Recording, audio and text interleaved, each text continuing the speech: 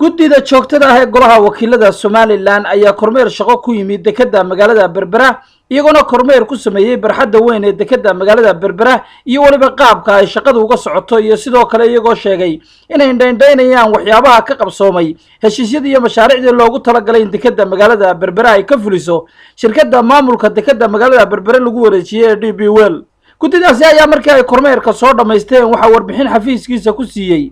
marayaha hay'adda dekedaha Somaliland Saciid Xasan Cabdilaahi. maanta halka waxa igu soo boqday xildhibaanadii golaha wakiilada guddida joogtada ah oo xog wareysi dheer ila yeelatay aad iyo aad baan idin soo dhaweynayaa runtii sharaf dheeraada ay tahay in la isla xisaabtamo oo la isdaba socdo la isku daba galo nin walba xilka uu hayo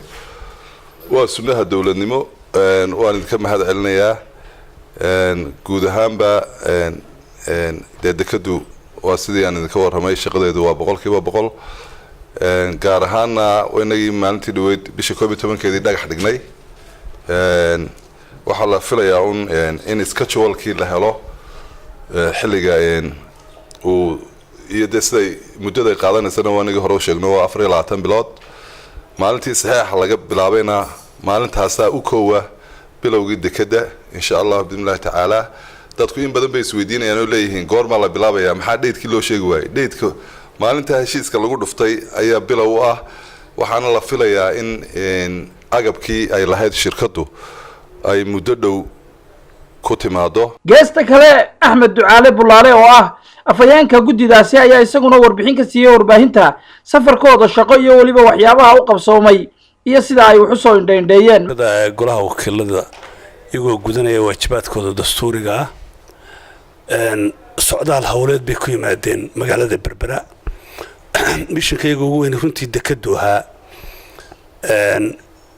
waxyaalo badan baa dadka ka xaganaya xagga dekedda tan iyo intii ay DP World la wareegtay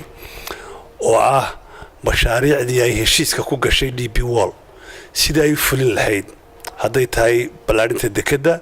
hadday tahay free zone-kii hadday tahay Berbera